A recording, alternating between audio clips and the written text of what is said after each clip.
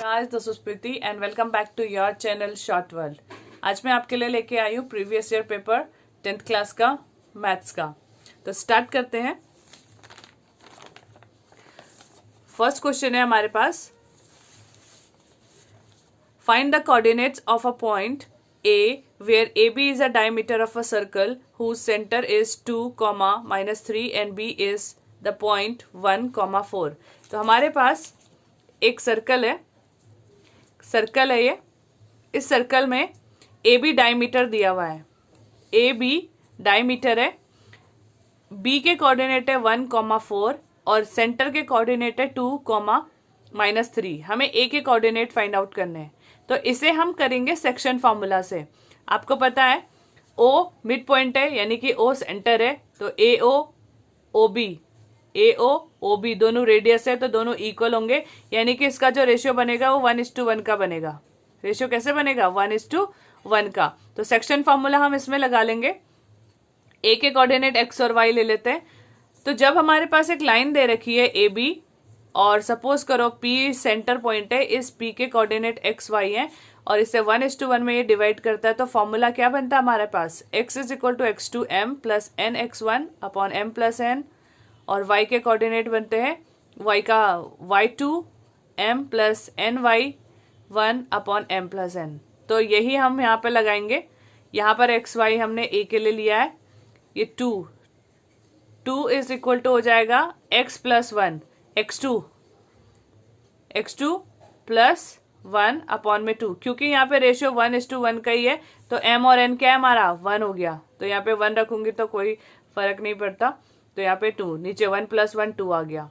इसी तरह से y के लिए लेंगे -3 y + 4/2। तो ये हमारा सेक्शन फॉर्मूला लग रहा है, मिड पॉइंट थ्योरम भी बोल सकते हो, मिड पॉइंट लग रहा है। तो यहाँ से हमारे पास x और y की वैल्यू आ जाएगी। ये आया आपका y + 4/2 = -3। इसको क्रॉस किया, 2 3 = 6, तो y की वैल्यू आ गई -10 और x की वैल्यू आ गई 3। तो a के कोऑर्डिनेट आपके पास है 3, -10। नेक्स्ट क्वेश्चन है, for what value of k the roots of equation x² + 4x + k = 0 are real. Real roots की बात हो रही है। तो रियल रूट्स के लिए डी डिस्क्रिमिनेंट, डी एक क्वाड्रेटिक इक्वेशन का क्वेश्चन है ये। तो यहाँ पर d > 0 होगा। रियल रूट्स जब भी होंगे तो d की वैल्यू या तो 0 के इक्वल होगी या 0 से बड़ी होगी। अगर 0 से कम होती है तो वो इमेजनरी हो जाते हैं। रूट कैसे होंगे? इमेजनरी। लेकिन यहाँ पर हमारे पास रियल रूट की बात करें तो d > 0। इक्वेशन है x² + 4x + k = 0। x² का कोफिशिएंट a होता है, x का कोफिशिएंट b होता है और ये कांस्टेंट होता है। तो d = b² - 4ac। b हमारे पास 4 है, 4 का स्क्वायर 16 -4ac। तो यहाँ पर d की वैल्यू आ गई 16 - 4k। ये हमारे पास कैसा है? > 0। तो 16 - 4k, ये है 16 - 4k > 0 और ये हो जाएगा 16 > 4k। इनइक्वालिटी है, जब भी इनइक्वालिटी होती है तो जैसे 16 - 4k है > 0 है, तो यहाँ से 4k को हटाने के लिए हम क्या करेंगे? -4k + 4k। तो जब मैं left hand side 4k add करूंगी तो इधर भी 4k ऐड करेंगे, तो यहाँ से 4k कैंसिल, तो 16 > 4k। और यहाँ से फिर k की वैल्यू निकालनी, तो दोनों साइड 4 से डिवाइड कर देंगे। तो यहाँ से 4 से डिवाइड करूंगी तो ये 4 से 4 कैंसिल, 4 से आ गया 16 को कैंसिल करा तो k की वैल्यू कितनी आ गई? k की वैल्यू आई < 4, यानी कि k की वैल्यू या तो 4 है या 4 से कम है। k की वैल्यू 4 से कम या 4 के लिए हमारे पास क्या होंगे? रियल रूट्स होंगे इस इक्वेशन के। इसी का नेक्स्ट क्वेश्चन है, find the value of k for which roots of the equation 3x² - 10x + k = 0 reciprocal of each other. ये इक्वेशन है हमारे पास 3x² - 10x + k। इसके जो रूट्स हैं, जीरोज हैं, वो एक दूसरे के रेसिप्रोकल है। ठीक है, तो let roots be alpha and beta. इसके जो रूट्स हैं वो कैसे हैं? अल्फा और बीटा है।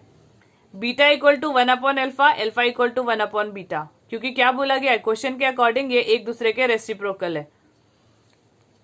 सम ऑफ जीरोस क्या हो जाएगा, alpha plus beta equal to minus B upon A, और product of zeros alpha into beta equal to C upon A.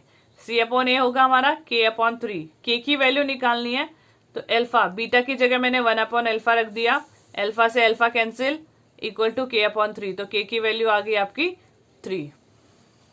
Question number 3 है tan 2a equal to cot a minus 24। tan 2a है, cot a minus 24 है, हमें a की value find out करनी है। तो हमें पता है sine 90 minus A equal to cos A होता है, cos 90 minus A sine A होता है। इसी तरह से tan 90 minus A cot A होगा, cot 90 minus A tan A होगा, कॉसेक 90 माइनस ए सेक ए, और सेक 90 माइनस ए कॉसेक ए। तो tan 2a है, कॉट है, कॉट और tan में से दोनों में से किसी एक को चेंज कर लेंगे। tan 2a को मैं लिख सकती हूँ कॉट 90 माइनस 2a, क्योंकि 90 माइनस कॉट 90 माइनस 2a क्या बनेगा, tan 2a। तो tan 2a को हमने क्या लिख दिया, cot 90 minus 2a। Left hand side और right hand side, left hand side और राइट हैंड साइड दोनों कॉट कॉट है, एंगल दोनों के इक्वल हो जाएंगे, कंपैरिजन कर लेंगे। तो 90 minus 2a equal to a minus 24। 2a को इस साइड लेके आई तो ये 3a हो जाएगा, 24 को इस साइड लेके आई तो ये 114 हो गया। a की वैल्यू आ जाएगी 114 upon 3, that is 38। Next question भी हमारे पास ट्रिग्नोमेट्री से है। यहाँ पर है sine square 33 plus sine square 57। Sine square 33, sine square 57। हमें पता है, we know that sine square A plus cos square A equal to 1, यानी कि अगर साइन स्क्वायर में है, कॉस स्क्वायर में, और दोनों का एंगल सेम है तो उसकी वैल्यू 1 होती है। और अभी हमने पढ़ा साइन 90 माइनस थीटा क्या होता है, कॉस। तो साइन स्क्वायर और साइन स्क्वायर इन दोनों में से किसी एक को हम कॉस में चेंज कर लेंगे। 57 को हम क्या लिख सकते हैं, 57 90 माइनस 33 होता है 57, तो 57 को मैंने लिखा 90 माइनस 33, तो ये बना sign square 33 plus sine square 90 minus 33। तो ये होता क्या है, साइन स्क्वायर 90 माइनस ए यानी कि कॉस स्क्वायर, तो ये बनेगा कॉस स्क्वायर 33। अब दोनों साइन स्क्वायर में, कॉस स्क्वायर में, और एंगल दोनों का सेम है, तो ये sine square A cos square A equal to 1 हो गया। नेक्स्ट क्वेश्चन है 2 digit number divisible by 3। 2 digit number कौन से जो 3 से डिवाइड हो जाएंगे, कितने नंबर है जो 3 से डिवाइड होंगे, एपी का क्वेश्चन है ये। तो पहले तो हम देखेंगे 2 डिजिट नंबर स्टार्ट कहां से होते हैं, 10 से, 10, 11, 12। लेकिन 10 और 11 तो 3 से डिवाइड नहीं होते हैं, स्टार्ट कहां से होता है, 12 से। तो हमारी सीरीज बनेगी 12 से, और लास्ट डिजिट है 99, 99 3 से डिवाइड हो जाता है, तो यानी कि लास्ट मेरा नंबर बना 99। अब ए बना हमारे पास 12, डी है हमारा 3, और एन हमें फाइंड आउट करना है। ए एन हमारे पास कितना है, 99। ए एन कितना है, 99। ए एन का फॉर्मूला लगा लेंगे, A plus N minus 1 into D. A रखा हमने 12, ए एन हमने 99, एन माइनस 1 इंटू 3, तो ये बनेगा हमारा 87 equal to 9 n minus 1 into 3। 3 से डिवाइड कर लेंगे 29, और फिर 1 को इधर लेके जाएंगे तो ये बचा हमारे पास, 1 को इधर लेके जाएंगे तो 29 प्लस 1 30, तो एन की वैल्यू 30 आ गई। तो 30 डिजिट ऐसे 30 नंबर है, 2 डिजिट वाले 30 नंबर हैं जो 3 से डिवाइड हो जाते हैं। क्वेश्चन नंबर 5 सिमिलैरिटी का है, यानी ट्रायंगल से है। हमें गिवन है एबीसी एक ट्रायंगल है और एडीई एक ट्रायंगल है। डीई पैरेलल है बीसी के, ये जो लाइन दे रखी है डीई ये पैरेलल है बीसी के। तो जब भी किसी ट्रायंगल में, ये ट्रायंगल है हमारे पास एबीसी, और यहां पर ये डीई एक पैरेलल लाइन दी हुई है, डीई पैरेलल टू बीसी। तो जब भी कोई पैरेलल लाइंस होती है और एक ट्रांसवर्सल लाइन होती है तो उसके ये वाला एंगल देखो, यहां से स्टार्ट किया, एक एंगल छूटा और इसका दूसरा, तो ये एंगल जो होते हैं कॉरस्पॉन्डिंग एंगल्स होते हैं, ये हमेशा इक्वल होंगे। अगर मैं यहां से स्टार्ट करूंगी तो इस एंगल के बाद इसको छोड़ो, यहां पर आ जाओ, ये एंगल इक्वल होंगे, यानी 1 इक्वल टू 2, 3 इक्वल टू 4। इसी तरीके से इधर भी होगा, ये इक्वल होगा इसके, ये वाला होगा इसके, तो इन्हें कॉरस्पॉन्डिंग एंगल कहते हैं। अगर ये 1 है, ये 2 है, और ये 3 है, ये 4 है, तो 1 इक्वल टू होगा 2 के, 3 इक्वल होगा 4 के। तो ये कॉरस्पॉन्डिंग एंगल्स आर इक्वल। और ए तो कॉमन है ABC के लिए भी और ADE के लिए भी। तो बाय AAA ट्रिपल ए की कंडीशन के अकॉर्डिंग ये दोनों ट्रायंगल ADE और ABC सिमिलर होंगे। तो आप कह सकते हो triangle ADE is similar to triangle ABC के सिमिलर होंगे। और जब दो ट्रायंगल सिमिलर हो जाते हैं तो उनके जो साइड होते हैं, साइड का रेशियो इक्वल होता है, उनकी साइड का रेशियो इक्वल होता है।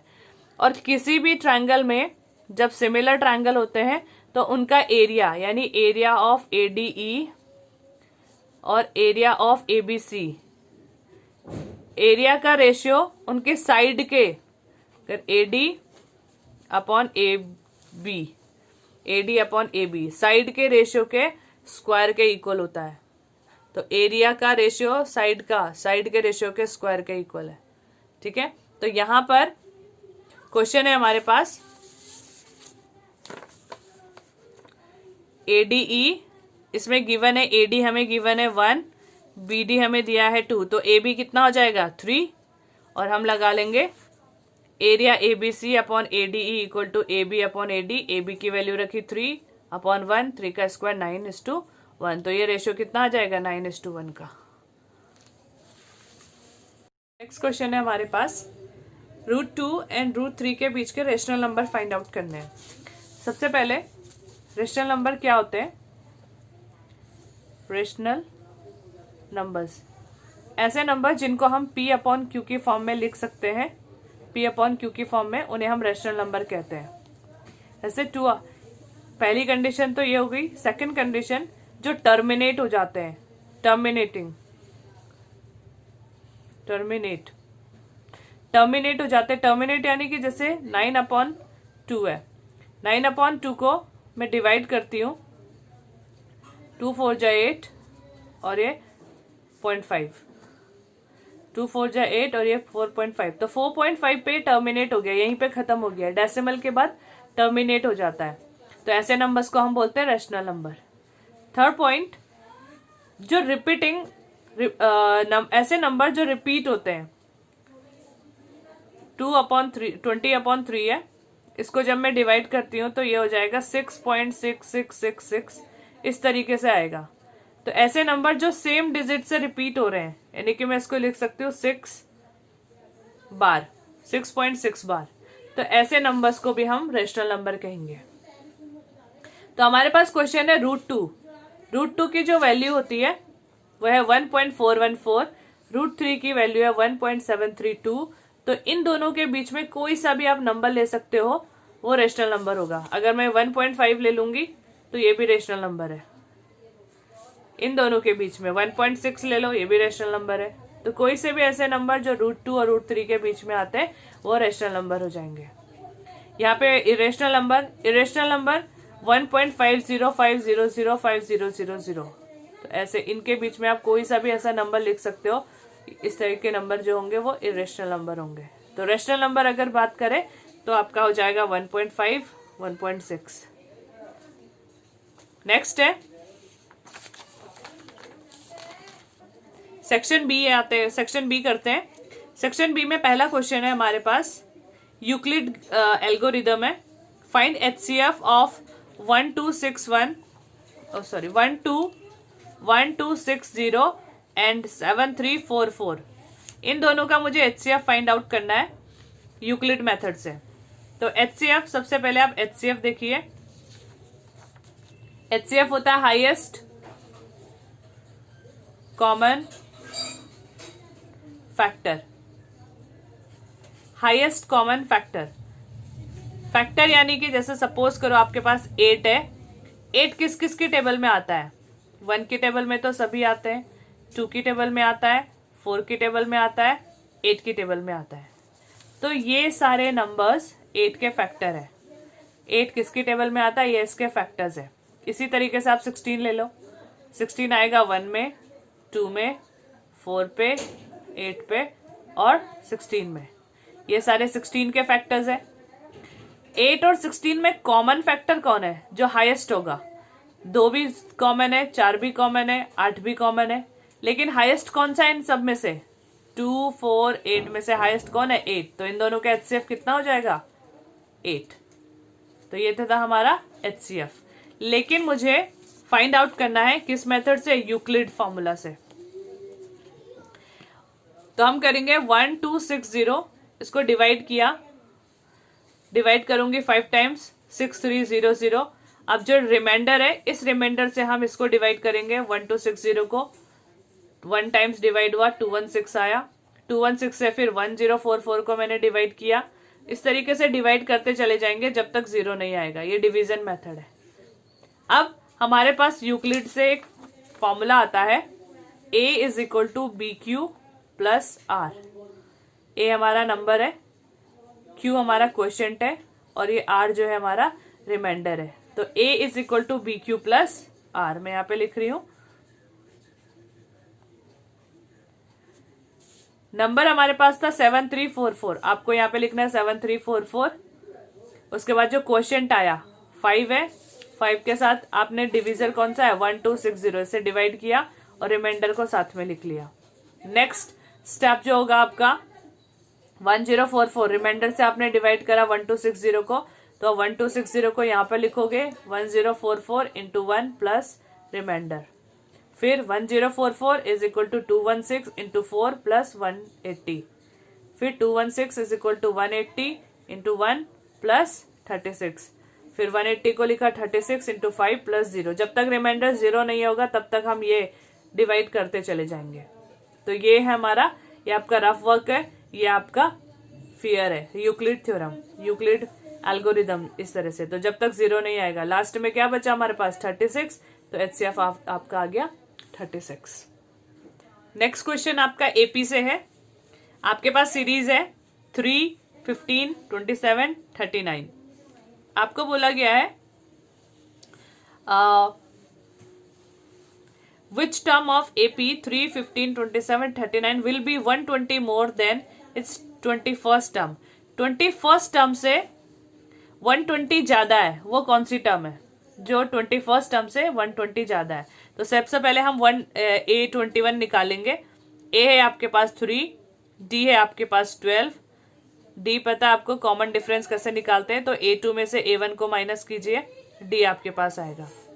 A21 मैंने निकाला A plus n minus 1 into D, तो A21 आपका आ गया 243। अब मुझे वो टर्म निकालनी है जो A21 से 120 ज्यादा है। तो AN इक्वल टू 243 प्लस 120 कितना आ गया? 363।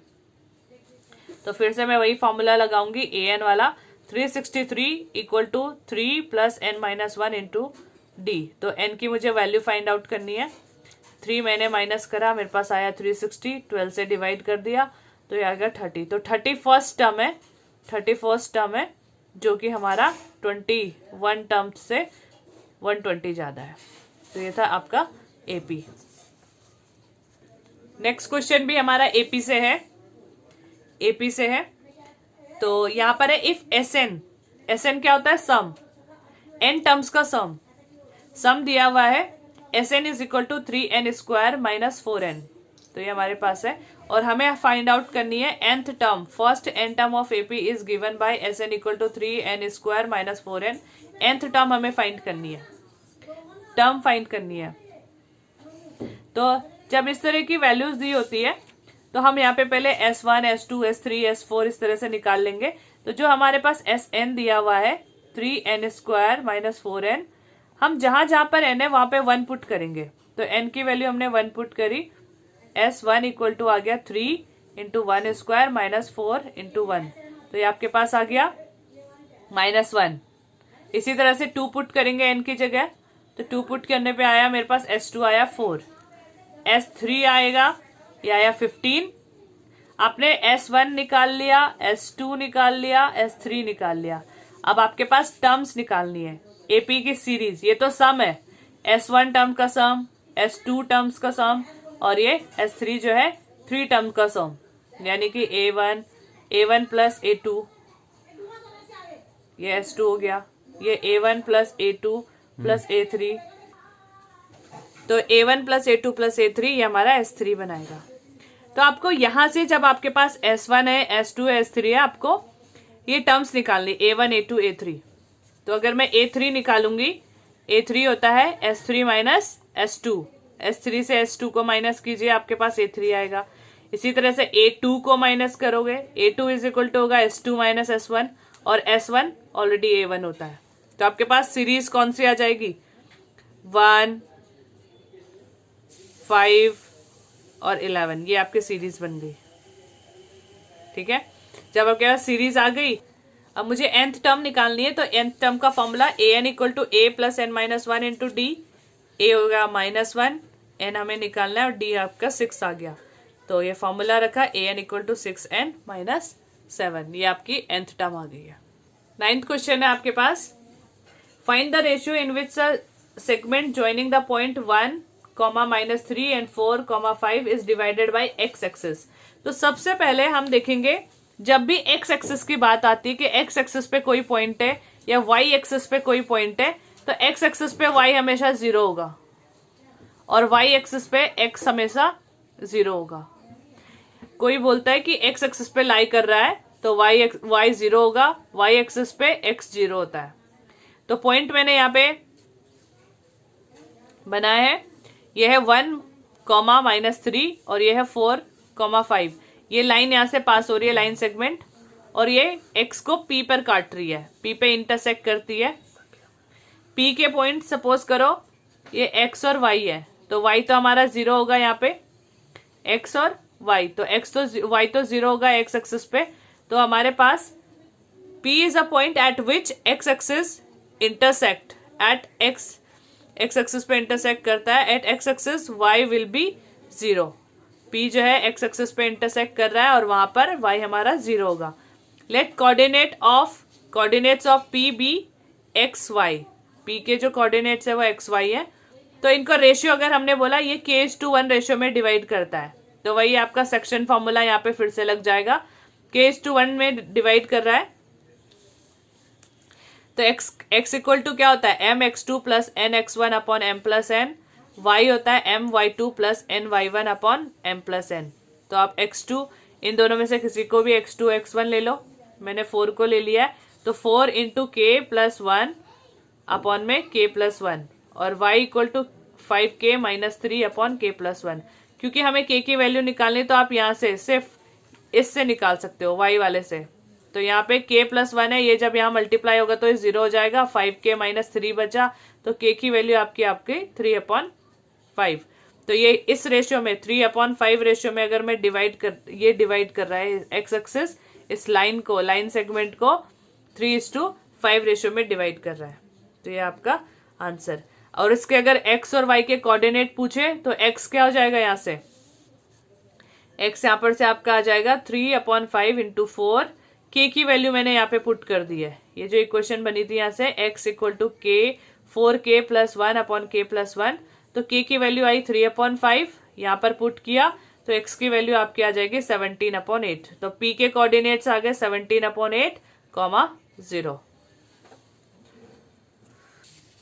10th क्वेश्चन है, a game consist of tossing a coin 3 times. एक कॉइन को 3 बार टॉस किया, noting the outcome each time. If getting the same result in all the tosses is a success, find the probability of losing the game. Suppose करो 3 coin ही toss कर दिए, तो पहले में H आया, दूसरे में 2 H आए, फिर T आया, फिर एक H आया, ये H है हेड और ये T है टेल।